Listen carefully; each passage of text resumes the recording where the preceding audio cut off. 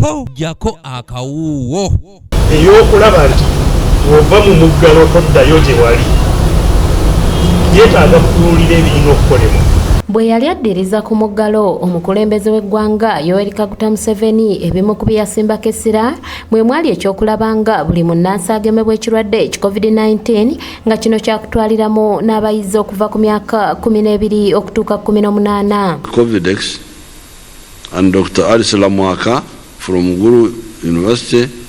Therefore, a few Ugandans and other international skeptics shouldn't undermine our homegrown scientific efforts by telling lies about our efforts. Also, the scientists involved must follow the globally prescribed steps. Ku nteekateeka eno eyaliko ssenkagale wa FDC Kano Dr. Kizza Besigye agamba nti kino gavumenti yalina kikola nga abantu bonna bakyali waka, kyagamba nti kati kyandibabwa obuzibu nga bangi bazzeeyo ku mirimu gyabwe. Omuggalo liba kkubo lya kaseera erikuyambako okulaba nti ekirwadde tekisaasaana mangu nnyo, kireetera abantu bangi okwetaaga kugenda mu ddwaliro ng'amalwaliro ate tolina. Tewali busobozi obweyongeddeko mu kukola ebitangira okusaasaana kw'ekirwadde. Mu Kampala bye babagamba bakole bagamba babikole nga omuggalo guwedde mu kifo ky'okuba nga babikola mu muggalo.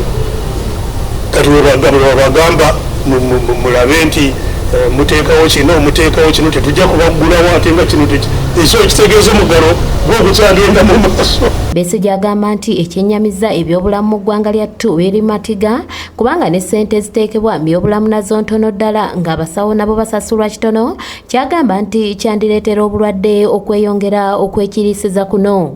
Okugayalirira okulaba nti ebyobulamu biteekebwa ku mutindo ogusaana. Kati wano we tuli mu mbeera nga eggwanga lyonna tulina abasawo abatawera 15 abadokita. Gavumenti, abasawo abali mu gavumenti bo batono nnyo, naye n'ebifo ebitono ebyateekebwa mu gavumenti nga byakujjuzibwa abadokita, abasawo abatendeke ebitundu 6 ku buli 100 nga si bituufu. Dr. Kizza Besigye agamba nti ekyokugalawo amasomero olwa COVID-19 si ensonga enkulu, wabula yandibadde ensonga kwe kusooka okwawula abantu okusinziira ku myaka, ko ne gavumenti okuteekawo enkola ez'enjawulo olw'emisomo ne giddamu okutojjera.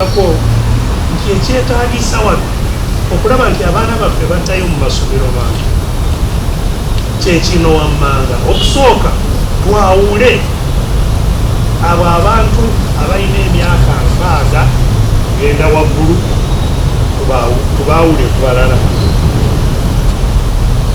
n'abalina ebirwadde ebibafuula abali mu kabi ekirwadde kibayingidde nabo tubaawule, era nga be basookerwako okugemebwa. Lord Mayor wa Kampala Salongeria Sirukwago yabuze n'okulukusa amaziga olw'ebyenfuna by'eggwanga engeri gye bitaaguddwamu, nga Lukwago agamba nti n'ekisinga okwennyamiza gavumenti tennalaga nteekateeka yonna kuddaabulula kino. Must come together. We have to build the consensus.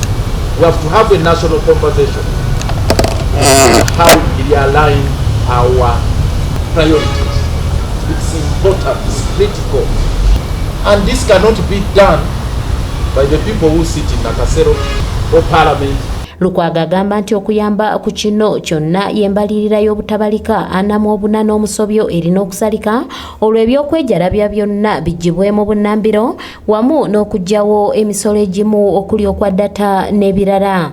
So we demand that this we assert ourselves and push government, push those people who collect taxes from us to have this device. You can imagine how are they going now to put in place the measures when their kids are still locked up. So you can see this gambling, this fudging. It's causing us problem and it's costing us everything. Matia Sekanjako, yakusakidde eggulire lino ku lwa ABS television. The fight against the COVID and installation of cameras in each and every mall that will not be open until you are expected to see if you satisfy the requirements